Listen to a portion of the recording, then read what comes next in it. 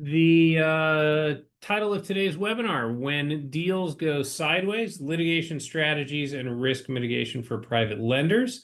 I am Steve Ernest. I am one of the partners at Fortra Law. I am also the Director of Litigation and Bankruptcy here, and I am also the Western Lawman. If you go on YouTube, I have a YouTube channel where many videos can be found. They are entertaining, they are edifying, and they are free of charge. So I encourage you to like and subscribe to those. The housekeeping items I have for you are as follows. If you have questions, preguntas, as our Spanish friends like to say, along the way, there are two ways that you can deliver those questions. One, the most effective way is to put them in the Q&A. The Q is your question. The answers will come later. I will field those all at the end. The other way is just to scream at your computer. Not very effective that way because we have you all muted. So unless you're somewhere geographically that screaming at your computer will cause me to be able to hear you just environmentally, Q&A is probably your best bet. Don't put your questions in the chat. Do put them in the Q&A. These slides that you are, well, you're looking at the first one now. You're going to see the rest of them as we proceed together this morning. Those will be available for you. So don't feel as though you have to rapidly write down everything that I'm saying and all the things that are on the slides or screenshot it and think that you're pirating those away from me, because you're not. I'm going to share them with you free of charge or for whatever you paid for this webinar. So there you have that.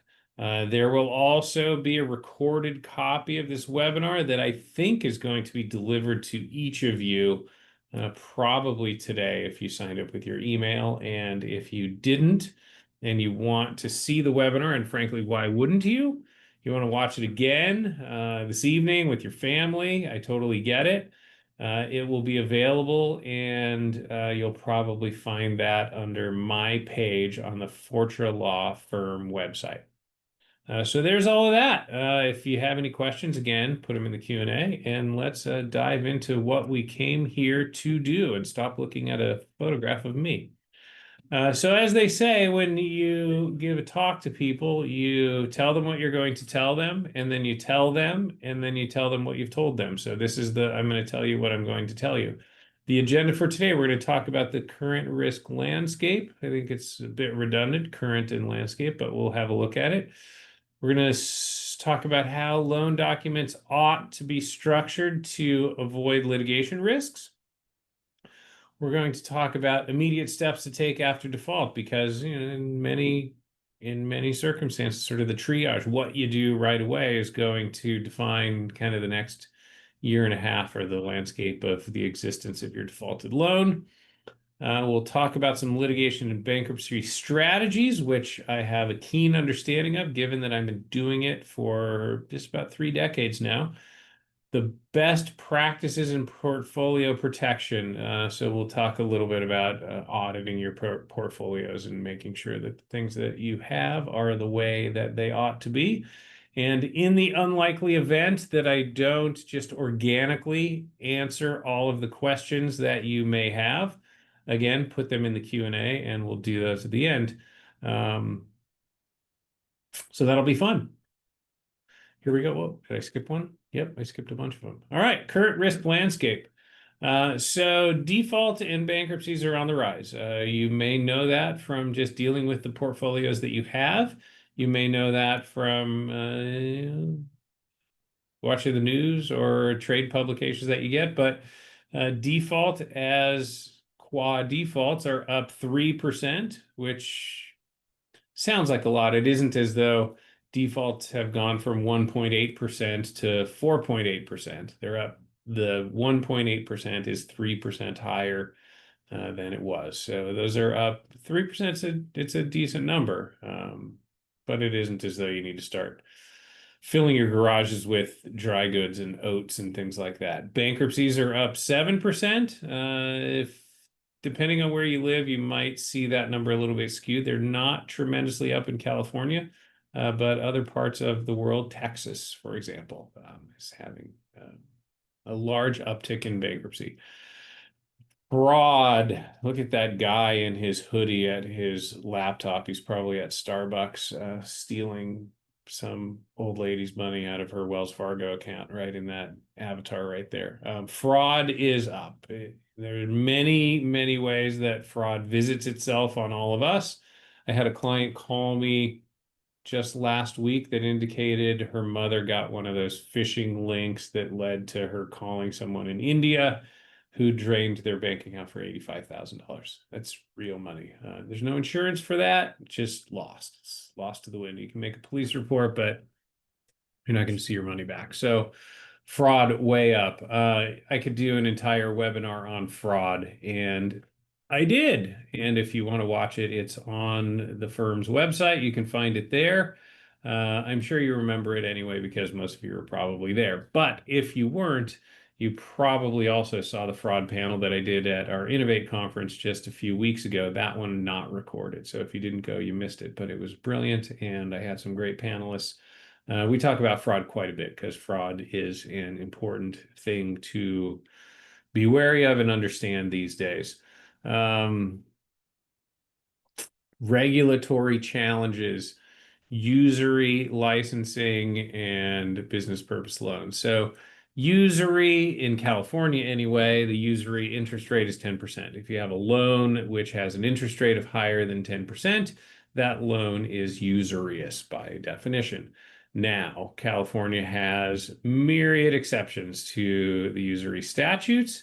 And once all of those exceptions are applied, what I tell clients is there's not really very much usury left after you apply all the exceptions. The big one that most of you in the private lending industry use is the license. If you have a DRE or a CML, if you're a licensed lender, you probably are not subject to the usury statute. So you can charge your 18, 20% interest rates without running afoul of usury. Licensing is an important part of what the offerings that the firm has, and it gets you around usury. Now, business purpose loans, those don't directly relate to usury, but there are many, many myriad, as I said earlier, requirements, regulatory requirements related to consumer loans that are not required of business purpose loans, the Truth in Lending Act, TILA, the HBOR, those sort of things, all Reg Z, all related to consumer loans, none of them related to business purpose loans. And so one must make sure at the beginning, if what you think you're doing is making a business purpose loan, that you're documenting it correctly and you have the right waivers and disclosures from your borrower or your customer that have him essentially admit that this is a business purpose loan. So, of course, a consumer loan is something that's for personal, family, or household use, one of those three things. And how do we make sure that it's a business purpose loan and not a consumer or household loan? Well, it can't be secured by your single family residence, right? Wrong. You can have a business purpose loan that is secured by a single family resident, even if it's a single family resident that the borrower and his family live in. It doesn't matter. That is not a determining factor. So, the determining factor, what is important, and kind of the only thing that is important in issuing a business purpose loan is the following question, which we do not need to put in the Q&A because I'm going to ask it of myself and then I'm going to answer it for you. A business purpose loan, the important question is, what is the money going to be used for? And if it's going to be used to purchase inventory so that someone can run a computer factory, or it's going to something that is a business purpose. If that's what they're using the money for, then it's a business purpose loan. If they're using it to pay off their student debt, if they're using it to add a patio covering on their house, and whatever the sort of common family household items are that people spend money for. They're buying a new car to take their family to the grocery store. That's consumer debt. If it's a business purpose for the money, then it's a business purpose loan. Doesn't matter what the collateral is. So super important that that is made clear and documented in your loan documents.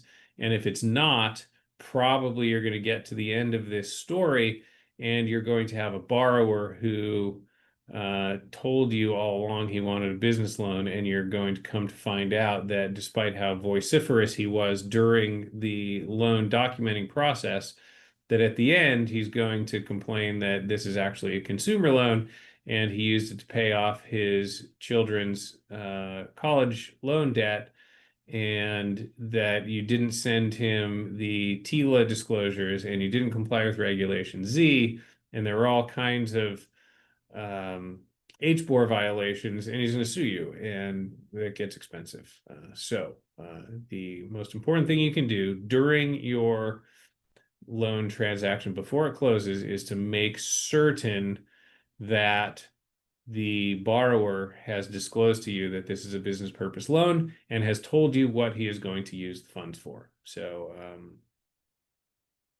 there really isn't a more important part of the documentation process than ensuring you have done that.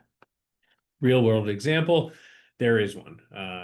Here's another. We had a client call us who had issued a loan up in the Bay Area, and the borrower, this woman, had told them all the way through, this is a business purpose loan. I'm going to use it for my investment practice.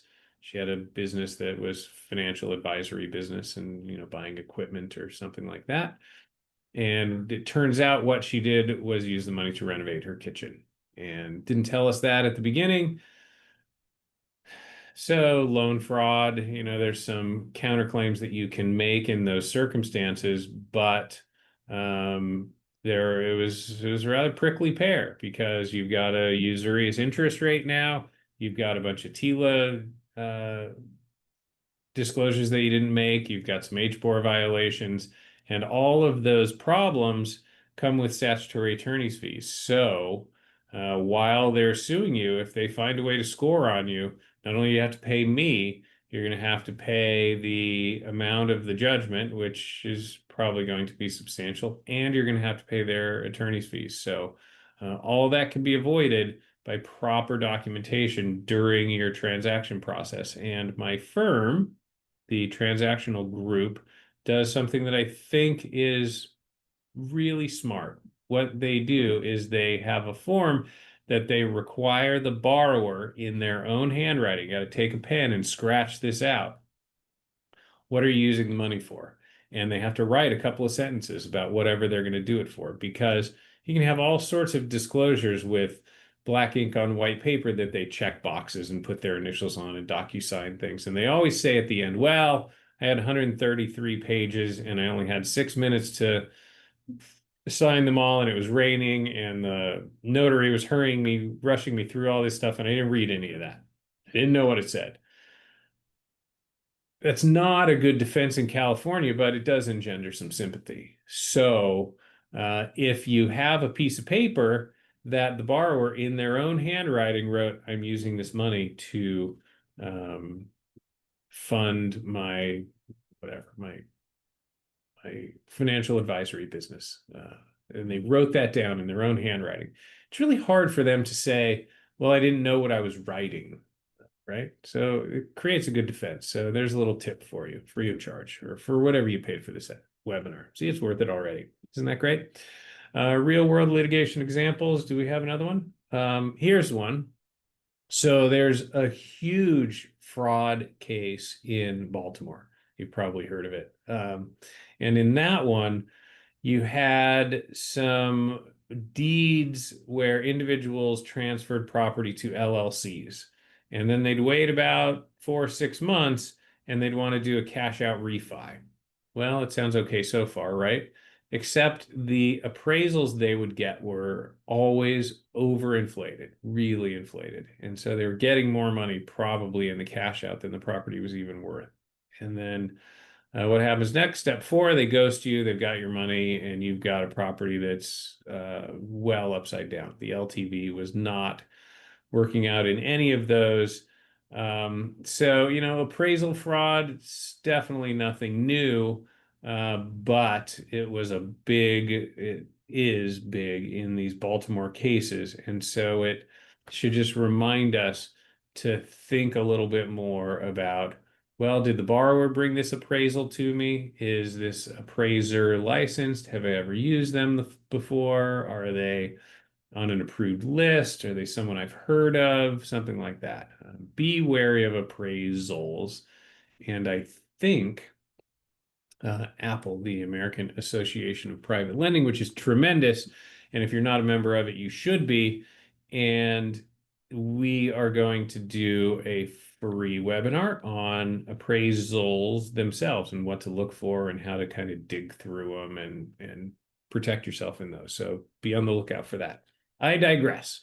Leases. Here's another real world example of fraud. You get probably not a duplex, but a small apartment building as your collateral, and your borrower produces all these leases to you. I had this case. This is a real one. And they produce all these leases that say, every one of these units is generating $6,000 a month, something like that. So you issue a loan based on, DSCR, and it seems like it's going to work out okay. Well, it doesn't work out okay.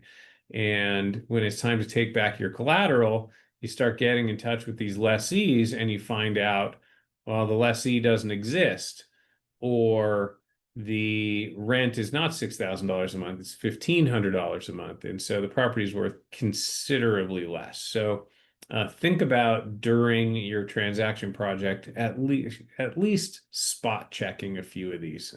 Whatever your level of diligence is, you can pick up the phone and call them, find out if the lessee is a real entity, and find out how much they're paying in rent.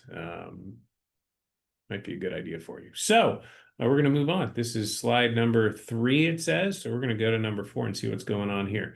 Structuring our loan documents. So these are fun ways to get in the weeds on those 133 pages of loan documents that I was talking about earlier. Choice of law and venue. So there's a whole class that we take in law school about conflicts of law, and that's what choice of law and venue is. So choice of law is, I'm sitting in California right now.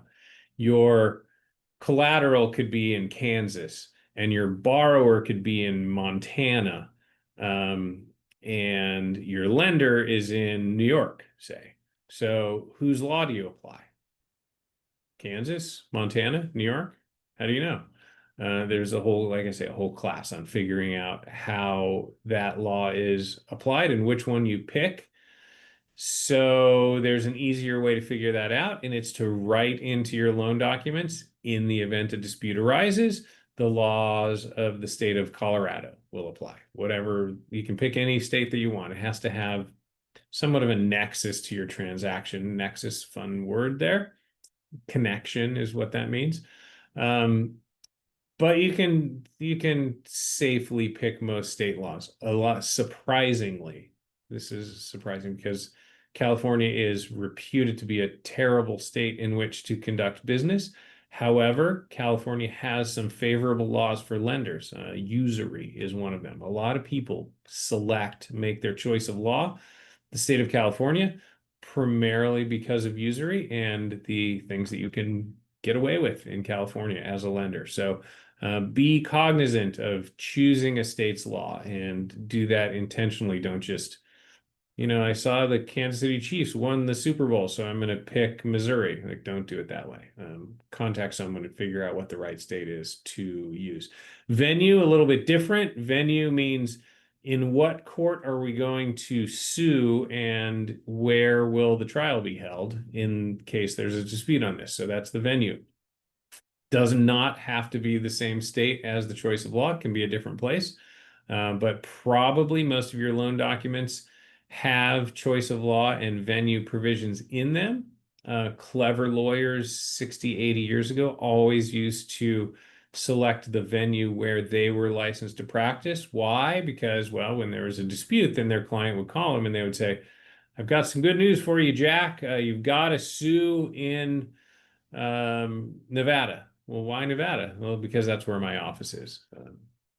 That's why they would choose that. There are reasons to select venues. You know, what sort of a jury are you going to get in these different venues? And again, the venue has to have a nexus to the transaction. Can't just pick one out of the blue and say, you know, all of our cases are going to be venued in Broward County, Florida, because it's nice in Fort Lauderdale during the winter. There's going to have to be a regular connection, but you'll figure out how to uh, connect those things as long as you're intentional in your documenting.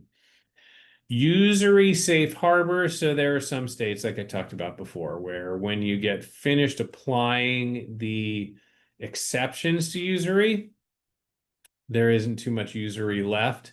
Those are the safe harbor states that you want to use. California, like I say, surprisingly is one of them. So it's not just because my office is here. There are good reasons to select choice of law and venue in California. So usury safe harbor is one of them. Default interest and late charges. Those are vastly different items. Default interest, that's, you know, the interest rate listed on your loan is 12%, but if they default, you get a sort of a kicker and there's an extra 6% interest in that. So when they're in default, the interest rate is 18%, say. It's contracted for. You can make it whatever you want, but be a little bit careful of those, because in California, anyway, there's this Honcharu decision from about a year and a half ago that strictly limits the opportunities you have to charge default interest. It's not always. Late charges, there's a lot of disclosure requirements, but generally you can get those. Number 4, this is the greatest. If nothing else we learned today, we need to learn this. There must be an attorney's fees provision in all of your loan documents. I don't think in nearly 3 decades of practice of law, I've ever seen a loan document that didn't, well, I'm lying, I have. But as long as it's not a loan that you've written on the back of a napkin or orally promised, like you're getting a loan from your dad to buy a lawnmower to start your gardening business or something. As long as it's a regular loan transaction, there is nearly always an attorney's fees provision in them. But you want to make sure that there is. There's one type of contract that I somewhat frequently review, which never has attorney's fees provisions in them. What is that? You can put it in the Q&A. Maybe we'll see who gets prized. Well, no, here's the answer. I'll give it to you now because I'll probably forget. Insurance contracts almost never have attorney's fees clauses in them, and there are good reasons for that. Primarily, insurance companies don't like to pay attorney's fees for people who sue them for bad faith denial of coverage. That's usually the reason. But in loan transactions, almost always is there an an attorney's fees clause. Almost always. And good reasons for that, because ordinarily the disputes that are made against lenders by borrowers either lack foundation, the claims that are made by the borrower against the lender, or it's in a default situation. And in each situation, you would expect the lender is going to win, especially if you hire my law firm to be your lawyers. You're almost assured victory. And when you win, after you've paid me, sorry, you have to pay me, you want to be able to collect those attorney's fees either from your borrower or from the equity that's in the property. So build some equity into your LTV when you're making it so that you can afford to hire the best attorneys on the planet, especially in the private lending field. And that's the Fortra lawyers right here, these guys. Me and the people I work with. Receivership and assignment of rents. These are really, really fun. When you have an income generating property, there's some tenants in there, you know, rental condos, a medical building, something like that, people who are paying rent. But you have a borrower who's not making his mortgage payments. What these receivership and assignments of rent provisions, and most of them are found in standard deeds of trust, certainly the deeds of trust that this firm will draw up for you if you hire us to do it. And when your borrower defaults, You can get a receiver appointed.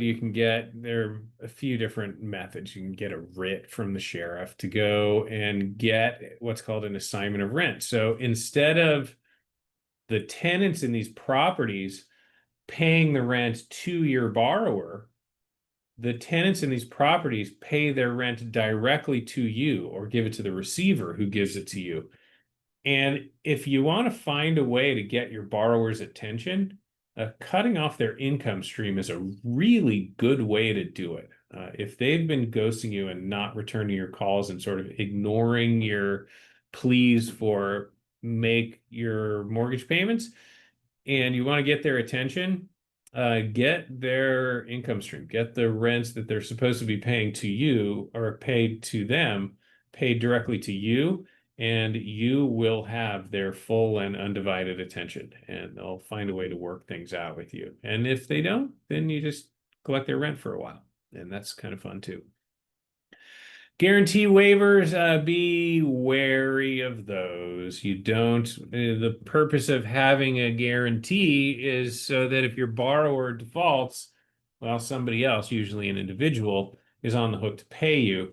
And you don't want to let them off the hook by waiving their guarantee. And sometimes those circumstances of guarantee are limited, and sometimes they're unwittingly waived, and you don't want to do that. And I think we're going to talk about one of those primary ways later, but spoiler alert, it's failing to notify the guarantor of a modification to the loan document, but we'll get to that. And if we don't, at no extra charge, put it in the Q&A and I'll talk about it then. Okay? That's a deal. It's a contract. No, it's not a contract because there's no consideration, but I will, free of charge.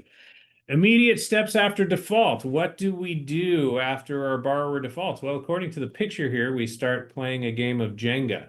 I'm not really sure why we would do that. I'm not really sure why that's the picture, but there it is. We're going to send some notices and demand letters. You can do that. It used to be that most loan documents required a default notice or a demand letter, especially in consumer contexts. Not required anymore. For a while, we called those dunning letters if we wanted to be cool and use words that other people didn't understand that made us seem like we were worldly and smart. So there's a little tip for you. If someone talks about a dunning letter, they're talking about a demand letter. We don't really, I won't even couch that with really. We don't send demand letters anymore. The Supreme Court, both state and federal, has scaled back the sorts of things that one lender can put in a demand letter. It's pretty limited. You can't just sort of rant away at, you got to give me my money or I'm going to bomb your house. Certainly can't make terroristic threats. Not a lot you can put in a demand letter. Another problem with a demand letter, if you indicate in your demand letter that, well, you've got 30 days to bring your account current, and the contract doesn't say that they have a 30-day grace period, I think you've just given them one. And I think that you may have modified the terms of your contract, which may have waived your guarantee. So there's two reasons not to do it. The final reason not to do it, I hasten to bring up because it diminishes me, but I'll say it anyway. There was a time when people would get a letter from an attorney on this, it's on letterhead and there's all the tiny letters that list who all the lawyers are and the satellite offices, and it looks imposing, intimidating, if you will. And up to some point in the 80s, when people would get a letter from an attorney, they'd, oh my God, look at this, I've got to do whatever they say. I don't think that's ever been true since I've been a lawyer. I think those days, the sun sort of set on those days a long time ago. I don't think people really care what it says in a demand letter. And I think that if someone's not paying you, getting a letter from a lawyer isn't going to scare them into paying you. It might, the letter's not very expensive. You can send it if you want, subject to the cautions that I gave you a few moments ago. I don't think tremendously effective. You might just spend an evening playing Jenga and then moving on to item 2.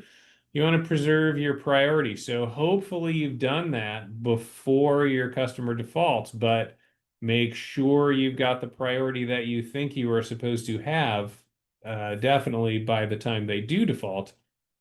And if you don't, well, stop waiting.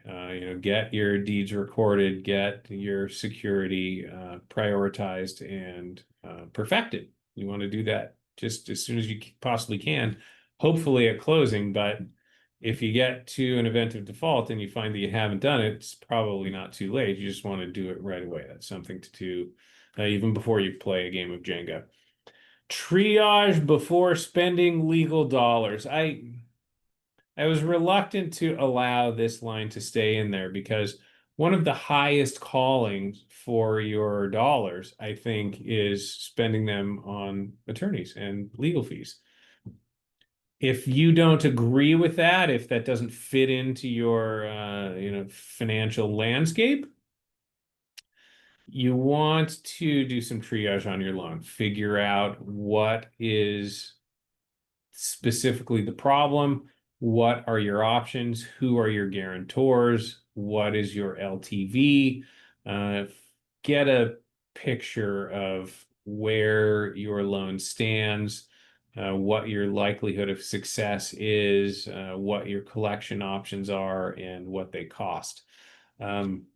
Legal dollars don't always associate themselves directly with every conversation you have with an attorney. I am an attorney, and we're spending this hour together free of charge, I believe. I think these are offered free of charge. So today's free. If you want to call me and, Steve, I've got this defaulted loan and I just want to think about what my options are. I want to game this through with you. Well, you can do that. You can you'd call on this phone and it sits right on my desk. And when it makes noise, I actually pick it up.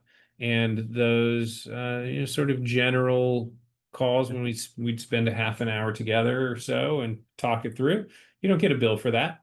Well, what if I'm not in my office? I'm out screwing around on my boat or something. Well, when that happens, the phone on my desk rings through to this one. So, you just saw a picture of my dog and my daughter in that. So the point is, give us a call, and we're happy to help you and talk through the generalities and what your options might be, and it doesn't cost you anything. So that's before spending legal dollars. You're actually talking to a lawyer, and you're not spending any money. Here's the point. Oh, this is great. So last check mark here: avoid informal workouts without forbearance. I have talked about this twice already during this webinar, but using different words. So I'm really glad that it's here. The informal workouts are the agreements that you'd make with your borrower. Hey, I need you to give me, you're 6 months behind, so I need you to pay me your mortgage payment plus 1/6 of a mortgage payment for each of the next 6 months. Or I'm going to take those 6 months of default and I'm going to put them at the end of the loan and add them to your balloon. Or I'm going to eat the fees and the interest for the last 2 months. Whatever these sort of workouts are that you make with your borrower. When you do that, have you modified your loan? I think you have. I think I'm right about that. You have modified your loan. And so what did we learn a few minutes ago about modifying our loans? Do we have the right to do that? Of course we do. We're the lender. We can modify our loan in whatever way we want. But when we do that, what we must also do is send written notice to all the guarantors of the loan modification. Do the guarantors have to approve the modification? No, they do not. I don't care whether the guarantors like the modification or don't, or whether they're going to screech about, I don't want this loan. I don't care what they say. You just have to give them notice. You must give written notice to all the guarantors. And well, Steve, it's a single purpose entity LLC, which is the borrower, and its principal member is the guarantor himself. And I've negotiated the modification with that person. So everybody's the same person. So I don't have to send that notification, do I? Why wouldn't you? It takes 5 minutes out of your life to send an email, which counts as a writing. You can send a regular letter that will cost you, I don't know, what's a stamp cost these days? 74 cents. Scratch it out, keep a copy of it. Why wouldn't you do that? Always send notice of any modification to your guarantor. So if you're making an informal workout, perfectly fine. But you want to document the forbearance, whatever it is you're doing, adding the interest rate to the end, letting them, whatever remedies you're forbearing, you want to notify your guarantors, or you're going to get to a point down the road where potentially the guarantors don't owe you anything. And why go through the problems of getting a guarantee if you're not going to enforce it? So there you go, check mark. All right, I think we're done with page Jenga. On to page, whatever this is, 6 of 9. There's nine of these total. 6 of them we're into now. Litigation and bankruptcy strategies. You would think this is a slide that I'm an expert in, and I suppose I am. 30 years of it. Foreclosure, judicial versus non-judicial. So a non-judicial foreclosure sale is a trustee's sale. We have a division of this law firm that does those for you. So if you're in a trustee state, you can do a non-judicial foreclosure sale. You send out the notice of default. Usually that requires about 90 days, 3 months. Notice at the end of those 90 days, you can publish what's called a notice of sale. Typically 30 days after that, there's the guy in the hoodie with the clipboard standing on the courthouse steps in a pair of shorts, and he will auction off the house. And ordinarily that is quicker, almost in every circumstance. A non-judicial sale is cheaper than a judicial sale. Sometimes it's cheaper, sometimes not, but sometimes it is going to depend on the outstanding balance on your loan.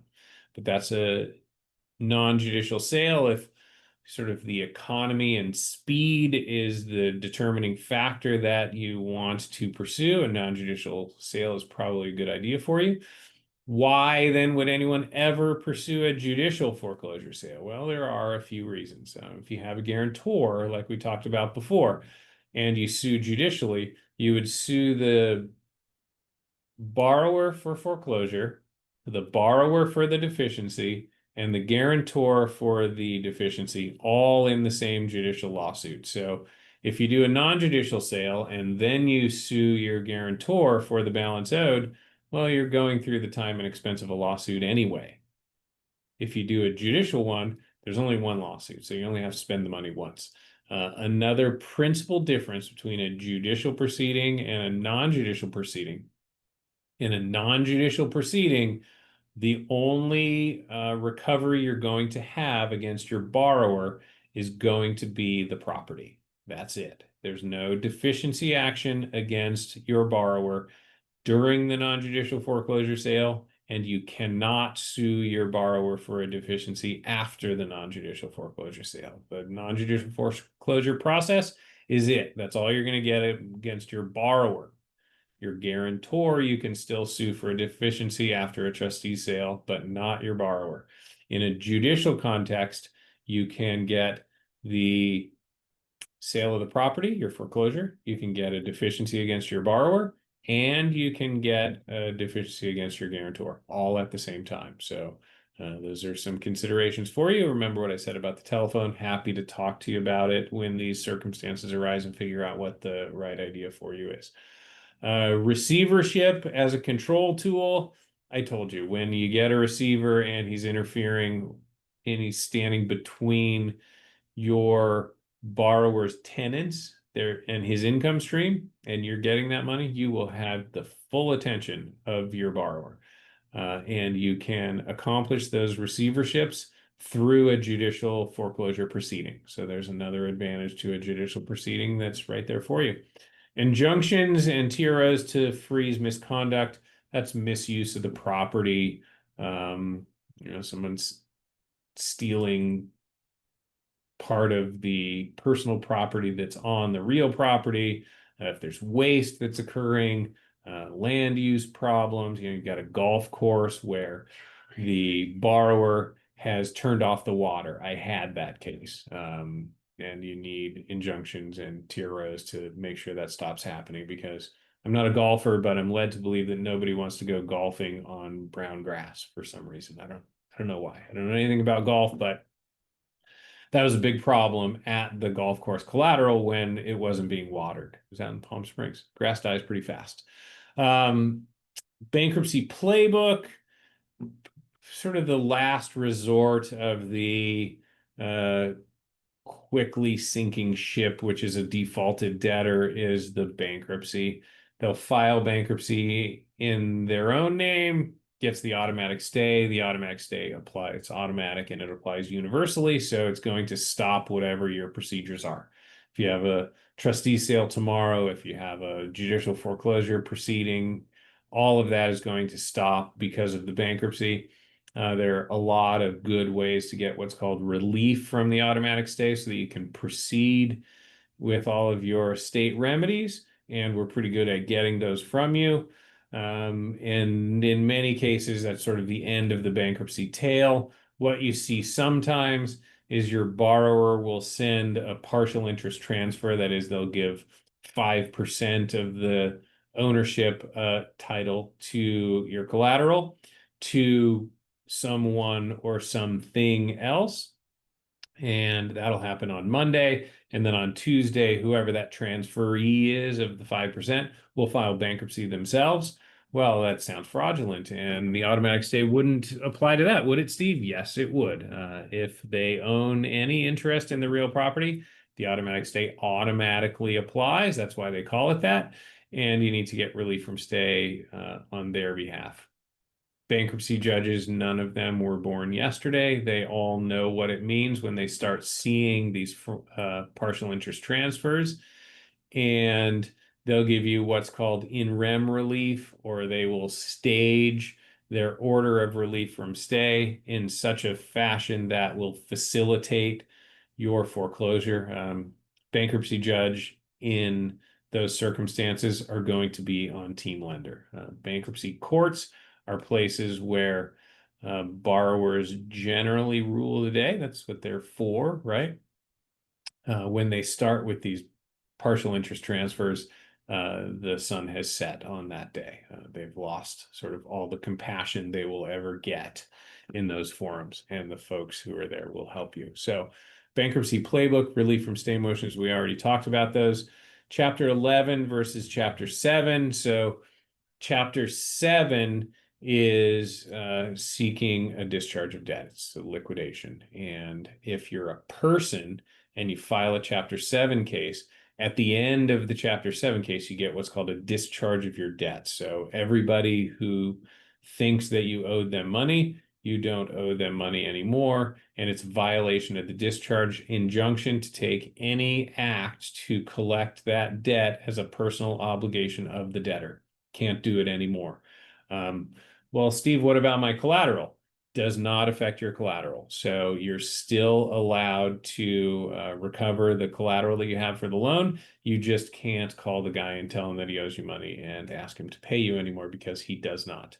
In a Chapter 7 case, the discharge only applies to a person. It does not apply to an entity. So if you got a corporation, an LLC, a partnership, any of those things, the rule is, well, this isn't the rule, but this is a good way to remember. You've got to have blood in your veins to get a discharge in bankruptcy. And if you don't, if an LLC, they can file a bankruptcy case and the automatic stay will apply, but they're never going to get a discharge. The case will close, but they won't get a discharge.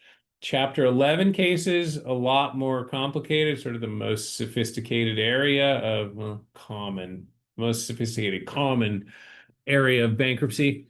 Those are plans of reorganization that are generally filed by corporate entities, and it's a little bit more complicated to get relief from stay in those. You can't just sort of a week after the case is filed, file your no equity motion for relief from stay. The courts generally give a little bit of scope to the debtor to figure out what's the purpose of the case and how are we trying to reorganize and what are you going to do with this property that's that creditor's collateral.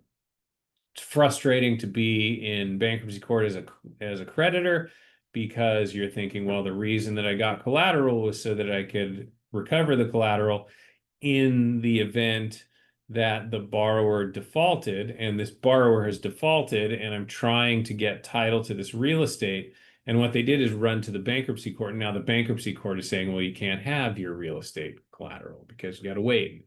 It's frustrating, but we're here to help you. They call us counsel. The general public used to call attorneys counselors, and part of the reason is we can calm you down in these circumstances. So we're here to help. All right, slide number 7 of 9 for you Star Trek fans. Best practices for portfolio protection. And if any of you got that Star Trek joke, put it in the Q&A and I will send to you a Fortra jacket. I'll have something fun for you if you got that one, because that was a deep dive. Best practices for portfolio protection. Self-audit checklist. So you want to periodically make sure that your portfolio of loans is organized and formed in the proper way, and that you are pursuing them in the proper way, because you don't want to find yourself in a circumstance where a borrower identifies a shortcoming in your loan process or the procedures in your office, and you think, oh my God, we do that for every loan in our portfolio. You want to avoid that day. So that's what the self-audit checklist is about.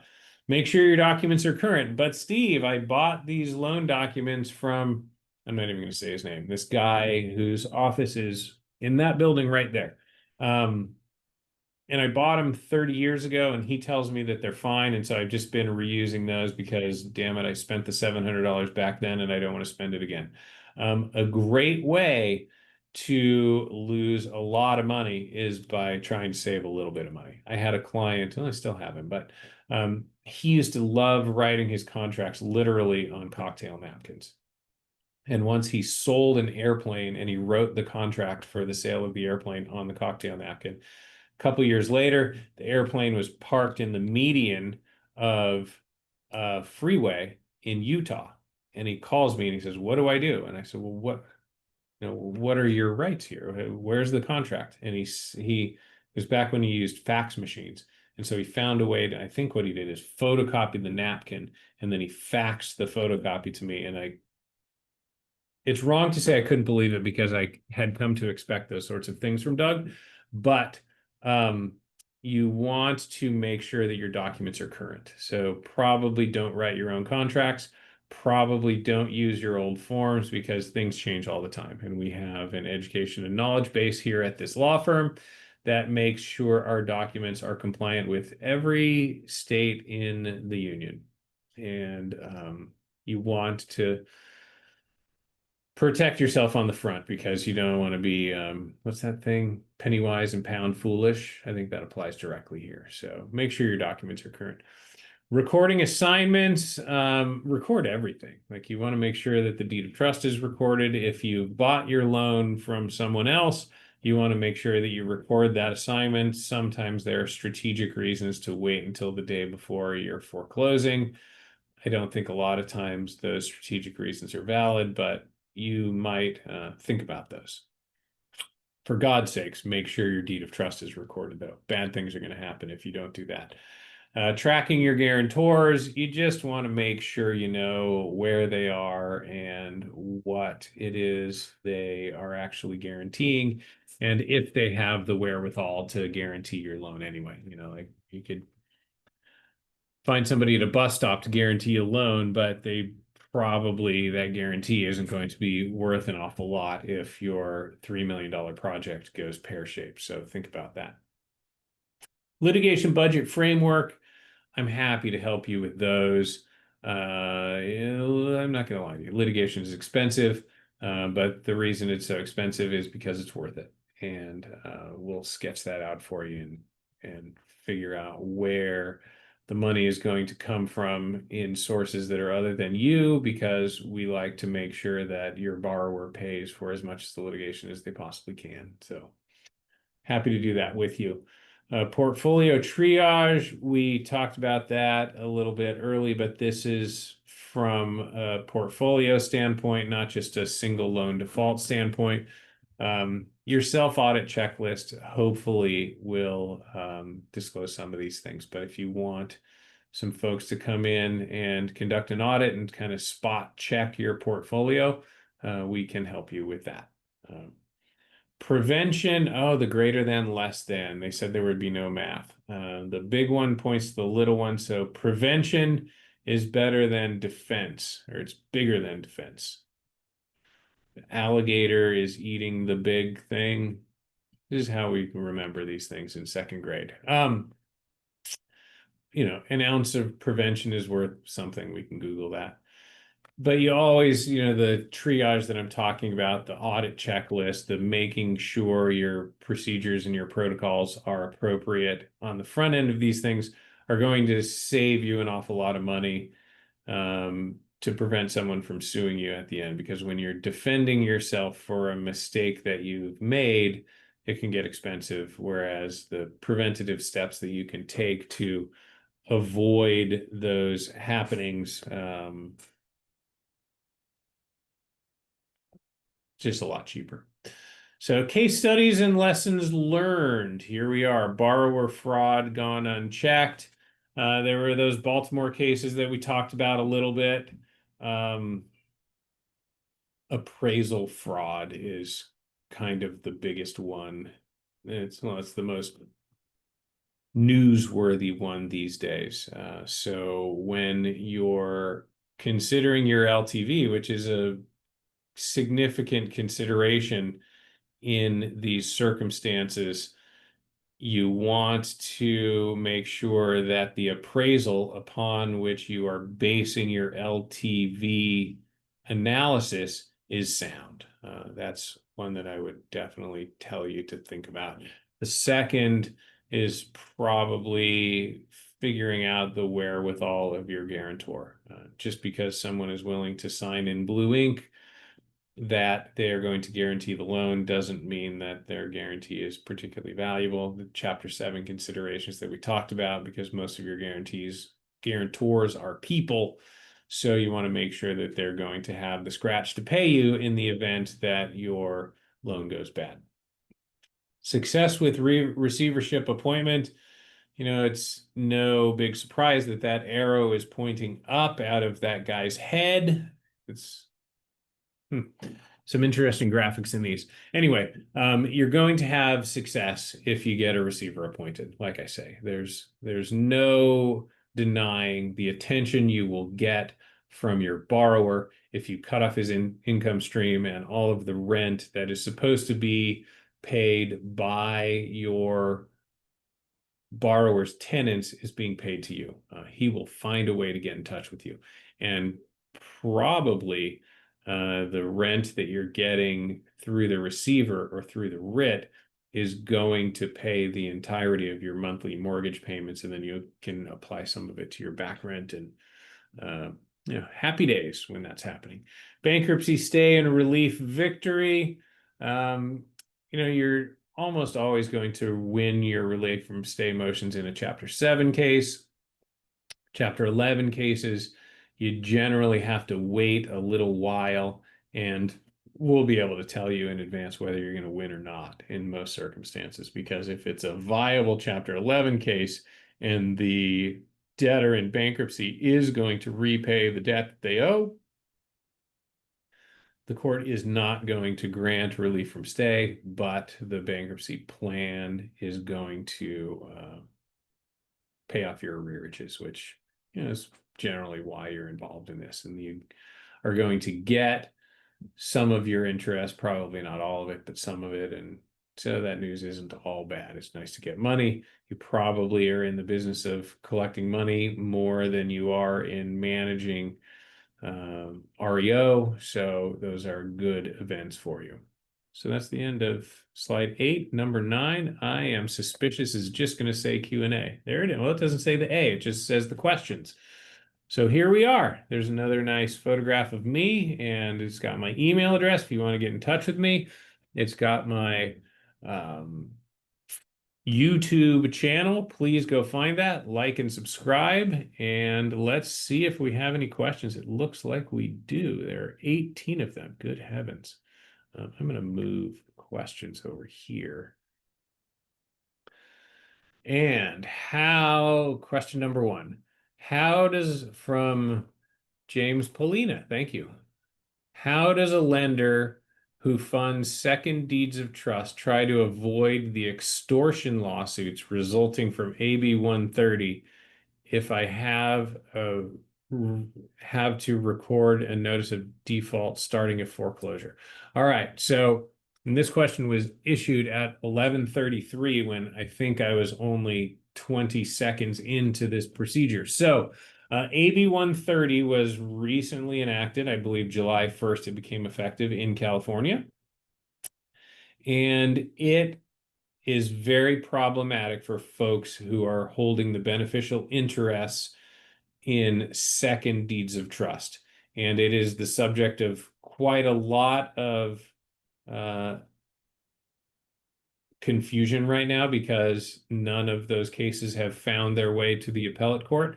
And James, I would encourage you to get in touch with us directly. There's some content on my firm's website. We did a webinar on just AB 130 about a month ago, and there's a lot there that I'm not going to be able to answer for you in this context, so I apologize, but it's a complicated field, and you're right to ask those questions. So Michael Dugan, question number 2 at 11:37 when I was about 5 minutes in. You guys had questions right away. When you say defaults are up 3%, is that with all mortgage note payments or specifically hard private money loans? That's a fair question. That is not even with all mortgage note questions. That is all debt in the United States of America. So that is including your Visa bills and your electrical bills and your mortgages and everything. So it's up 3%. Joe McNulty at 11:44. Is this business purpose? I don't know. What is this? Owner-occupied home with a current loan balance of $1 million. Borrower wants $200 for inventory and equipment in their business. We do not make second loans. If we loan 1.2 million, is that business purpose? Remember the only relevant question, what are they going to do with the money? So in your analysis or in your hypothetical, $200,000 of it is going to be a business purpose loan. $1 million of it is to pay off the existing mortgage on their house. And you don't get a circumstance that is very much more easily described as personally, family, or household than paying off the house that they live in. So that one sounds like a consumer loan to me. Anonymous attendee. Some people don't like us to know who is asking the question. Anonymous in Texas. When a loan is in the foreclosure process and the borrower has become unresponsive, is it permissible for us as the lender to take over and manage the property's rehabilitation, or must we see the foreclosure process through to completion before doing so? So there is probably ways in Texas. Oh, you can't see behind me, blurred screen. But right there, you're gonna have to take my word for it, is a Supreme Court of Texas certificate. I am licensed to practice in Texas. And there are prejudgment ways through the court to get writs and receivers and keepers and things like that who can accomplish what you are saying. But it's not just you're going to show up with your cousin who's a really good property manager and start doing all of that. You're going to have to go through a judicial process. So there's your answer, anonymous attendee. Another question, anonymous attendee. Can a receiver who was previously in control of a property that has since been released from receivership now file a motion to place a priming lien on the same property? Well, you can file any motion that you want. Underpinnings for it might be somewhat challenging for you to demonstrate there, but yes, the answer is yes, you can certainly file that motion. So there you go. Al Hinkle at 11:59 on a venue question. This is great. The lender investor is in Northern California. The borrower property is all in California. Can we specify venue for arbitration, etc., to be the lender's county? Yes, you can. And the way you would establish the nexus that I was referring to, is to say that the loan was made in the county where the lender is. That's the way to do it. A lot of times, our lender clients, not coincidentally, select Orange County, California as their venue, and there are good reasons for that. Among them, I'm sitting in Orange County, California right now. So, good one, Al. Anonymous attendee, UCC liens. So UCC liens are generally for personal, not real property. If the property reverts back to the lender and the UCC lien survives, how does the UCC lien holder, I think there's a missing word there, get their payment? Are we, as the new owner, needs to pay them off to clear the title? I'm kind of getting lost in this question. The lien gets their payment. Are we, as the new owner, do you have to? Oh, I see. So you're a third-party buyer at a real estate foreclosure sale, and do you have to pay off the UCC lien to get clear title? So, real estate is usually, almost always, perfected with liens filed with county recorders. And so that is foreclosed, and there's a third party that now becomes the owner of the real estate. Real estate is land and improvements. A UCC lien relates to personal property, not personal like family household, but personal as in not real estate. So if the real estate in the improvement, for example, is some sort of a factory, and in that factory is a lot of equipment and forklifts and lathes and all manner of things.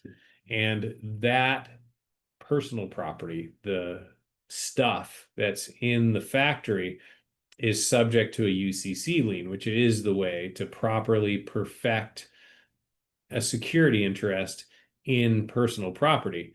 And the Kubota or whomever it is that holds that security interest in the personal property comes and says, "Hey, I want my forklift and I want my lathe and whatever else is out there. Like all the personal property is mine." The purchaser of the real estate does not gain a superior lien in that personal property just by virtue of being the successful bidder at the foreclosure sale. So you can work it out with the UCC lien holder. There are mechanisms where you can declare that personal property abandoned. There's a complicated sort of rubric of activity that can appropriately happen after that. But generally speaking, if Mitsubishi shows up and they say, "I want my forklift," right answer is probably to give them the forklift or work it out with them so that you get to keep it. That's a great question. That's a secured transactions question that we would have got in law school. Good one. Anonymous attendee. I wish you would have put your name on that. I would have sent you a jacket. Lupita Sedano, number 5.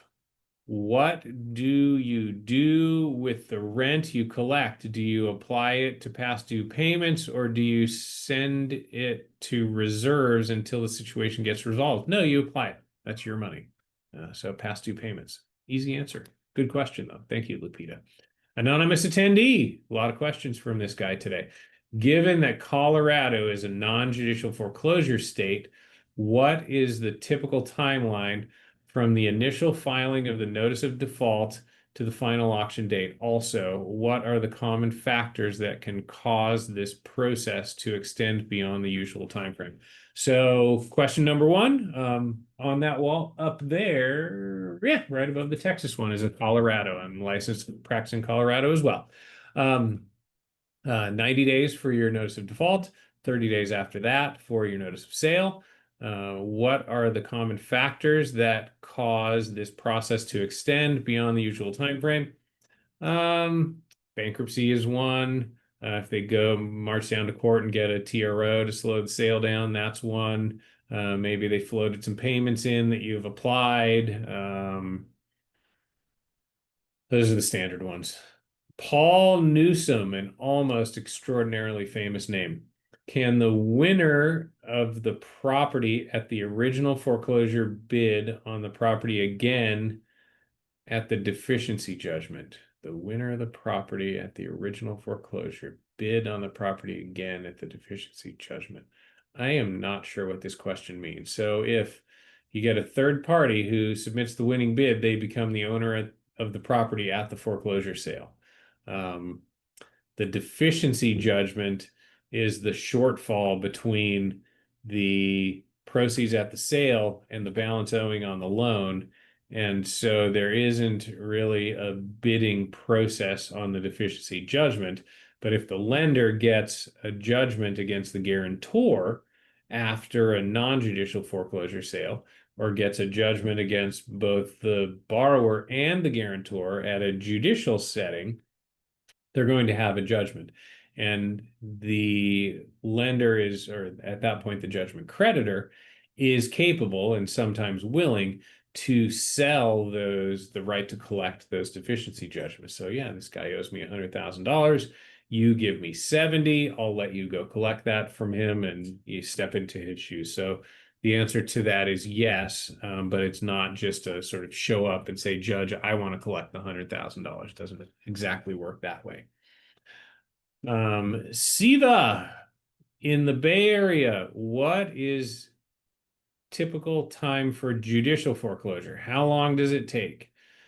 Just in general. So I think you can somewhat count on the judicial proceeding to get to the sale, and the judge himself is going to conduct that auction. As long as you don't have a borrower who wants to burn the forest down, you can think about that taking somewhere between 8 and 12 months to get to your auction date if you have learned counsel.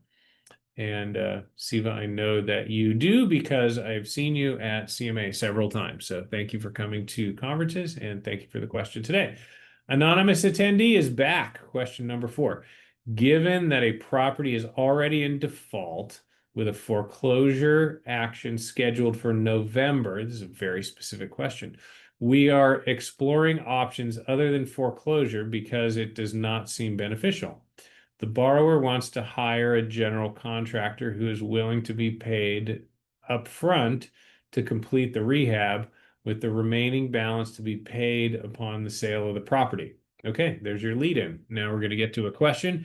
If we were to help the borrower by paying the general contractor directly, how would this affect our ongoing foreclosure process?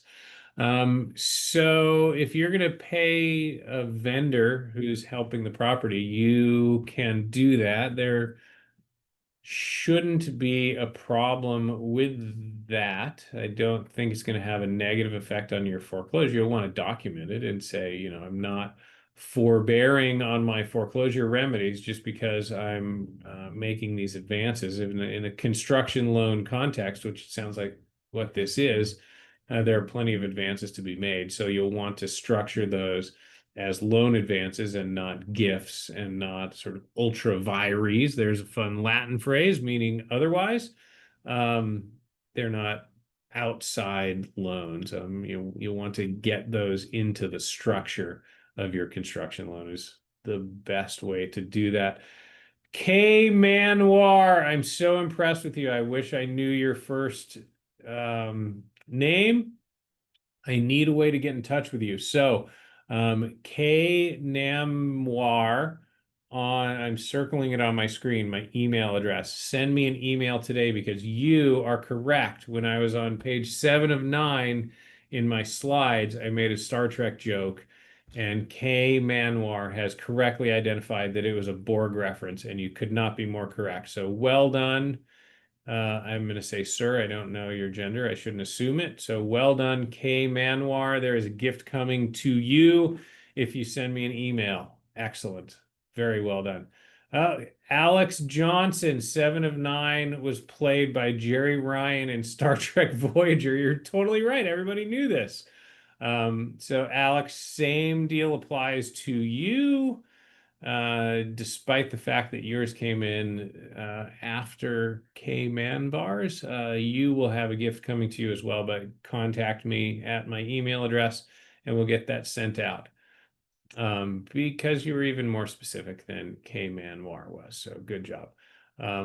K Manoir coming back at 12:18 to tell us that specific character in Star Trek Voyager series. Well, you didn't say who it was, but it was 7 of 9. So that's correct. You guys both win. Nicely done. I'm very happy that you enjoy some of the dorky things that I enjoy. Anonymous attendee at 12:19. What items should we include in a self-audit checklist to ensure best practices in portfolio protection? So, what I would do, I think you probably all have policies and procedures that you follow during your loan transaction, your sort of diligence that you follow. Go through those and just take a hard look at them and think of what are the big ticket items here? What are the most important parts, important elements of what I'm doing in my loan transaction protocol, and then go spot check your portfolio to find out, did I follow these procedures in all of those, especially if your procedures are evolving and some of your loans are older and are going to predate some of those procedures. So that's a good thing to do with a spot check. How often would you suggest lenders do the best practice for portfolio protection?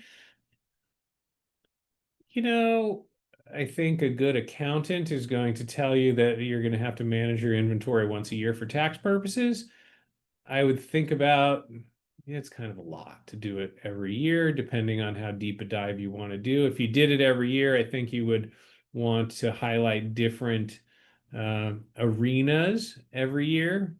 If you don't want to do it every year and you just kind of want to do an encompassing one periodically, somewhere between 2 and 5. I think some is probably the appropriate place to put those. Anonymous attendee, what items should we include in a self-audit? Well, these questions are moving around. What should we include in a self-audit checklist? So those are sort of the big ticket items in your policies and procedures. Anonymous attendee again, a lot of questions from this guy. Can you clarify what you mean by tracking guarantors?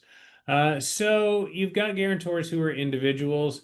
You want to make sure that you know where they are, how to find them, kind of just reach out and touch them every once in a while. There's not an awful lot you can do to ensure their financial viability, but it's a good idea to make sure they're still in existence. They haven't filed bankruptcy. They didn't move from Kansas City to Juneau, Alaska. And if they did, you know where to find them, things like that. When times are good, it's a lot easier to check in on folks and get straight answers from them than you can when times are bad. So when you've got a performing loan, it's sort of nice to periodically spot check that kind of stuff. Anonymous attendee again. How do we make sure as a lender and first lien holder, once the property enters receivership, that we have a strong case to order motion to release from receivership? So you're the first priority lender and you got a writ and a receiver, and now you're thinking that you're going to release the receivership. Well, I guess what you would generally want to know there is my loan current? Once they're current, the borrower doesn't owe you any more money and you don't need the receiver to collect it for you, but the receiver is going to handle that on their own because they're generally very diligent accountants, and many of them have made a living as accountants before they became receivers. So they'll take care of most of that stuff for you. Anonymous attendee again. How do we make sure as a lender, this is the same question. Oh no, subtly different. How do we make sure as a lender and a first lien holder, once the borrower files a chapter 7 or 11 bankruptcy case, do you have a strong case to order motion to lift stay in bankruptcy? Good question. And there are two prime categories of this. The first, are they making their post-petition payments? That is, they filed their bankruptcy case on January 3rd. There was a payment that was due on the 1st. That is a pre-petition payment. So disregard that one. But on February 1st, did they make that payment? If they did, they're making their post-petition payments. If they did not, you file your motion for relief from stay the next day. So post-petition payments, category number one. Category number two, equity in the property. Is there equity? You know, they owe you 600,000. The property's worth $1 million. There's $400,000 of equity. The bankruptcy court is probably not going to give you relief from stay to foreclose in those circumstances because they want that $400,000 to distribute to the other unsecured creditors. If the property is upside down, you'll probably get relief from stay. So post-petition payments, equity in the property. Those are the two things. There's some real law there. That was a good question, anonymous attendee. Ian Walker, for the receivership appointment, does the borrower have to be in bankruptcy? No, bankruptcy does not need to be involved. You can file a case in the state court and get a receiver appointed that way, and that's the most common way it happens. So there's your answer. Anonymous attendee, if a lender is in California, the lender is in California, borrower is in Maryland, but the collateral is in Pennsylvania, good one. Which governing law state is best to use to indicate in the loan documents? I would say California, primarily because of the usury thing. And you're going to make it a little bit inconvenient for your borrower to defend themselves in California, which is good. It's an easy advantage for you. So that's what I would do. Pick California. Besides, I'm in California. Joe McNulty, he's back. Does the majority rule of proceeds have any applicability for business purpose versus consumer loans? The majority rule of proceeds. Yes, it does. And that's sort of outside the scope of this webinar, but the answer is yes. James Polina, he's back. Walk me through a lender forgiveness of all debt in exchange for ownership of the property. So these are the, I'm going to answer this question, but this is kind of the deed in lieu circumstance, deed in lieu of foreclosure. You've got a defaulted loan. The borrower is ready to walk away from it and says, well, I'll give you title to the property as long as you don't pursue me and presumably my guarantors for any of the deficiency balance. I hate these. I think this is a terrible thing to do. I would counsel you to never do a deed in lieu because the deed, the quitclaim deed that your borrower is going to give you saves you a little bit of time. You know, you don't have to conduct a non-judicial foreclosure sale, so you save 120 days. Great. Saves you a little bit of money. There's fees involved in any of these things. You know, nothing comes for free. The quitclaim deed, you can probably get one on the internet for $50 and record it for another 35. You know, congratulations, you've saved some money. You have also caused yourself a lot of problems and left yourself open for a lot of headaches down the road because your borrower has given you a quitclaim deed, which is effective between you and your borrower. It's effective between you and absolutely no one else. So if there's tax problems, if there's other creditors, if your borrower has quitclaimed the property to his aunt the day before and you've got a wild deed, it solves exactly none of those problems. And a foreclosure sale solves all of those problems. So please, God, don't do those. You know, that's the real estate foreclosure equivalent to my client who used to sell his airplane by writing a contract on a cocktail napkin. Really cannot recommend strongly enough against those. 4 questions remain. James Polina is back. Walk me through a lender forgiveness. Oh, I just did this one. Yeah, deed in lieu. So I already did that. Randy Rodenhouse. What states can you do a foreclosure in?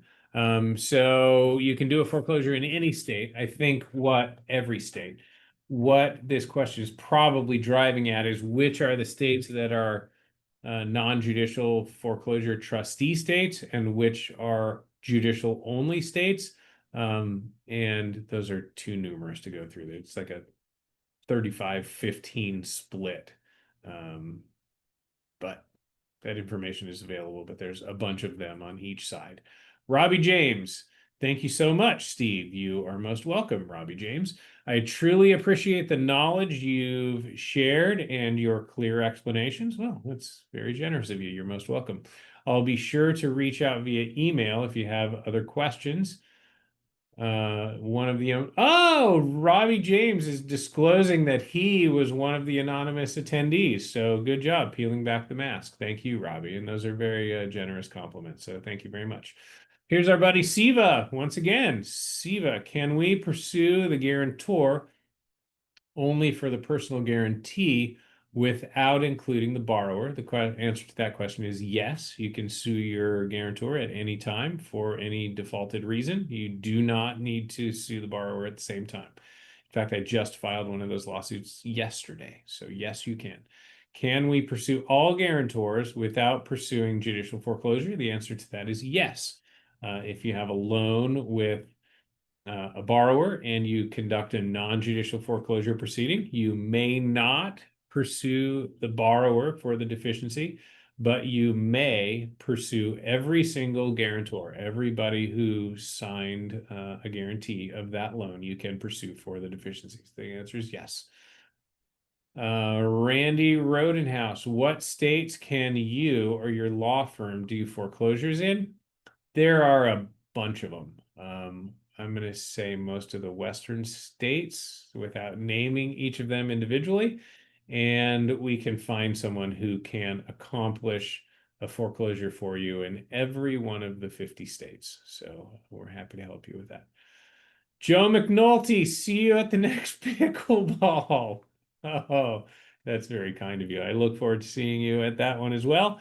I have played pickleball twice in my life, and as Joe will back me up on each occasion, my shoe has exploded because, well, I don't know if there's a because, but that has happened. And pickleball is great fun. I've played it twice, and I was just talking about, well, my firm is organizing its next conference, which is going to be during March or April next year in Scottsdale.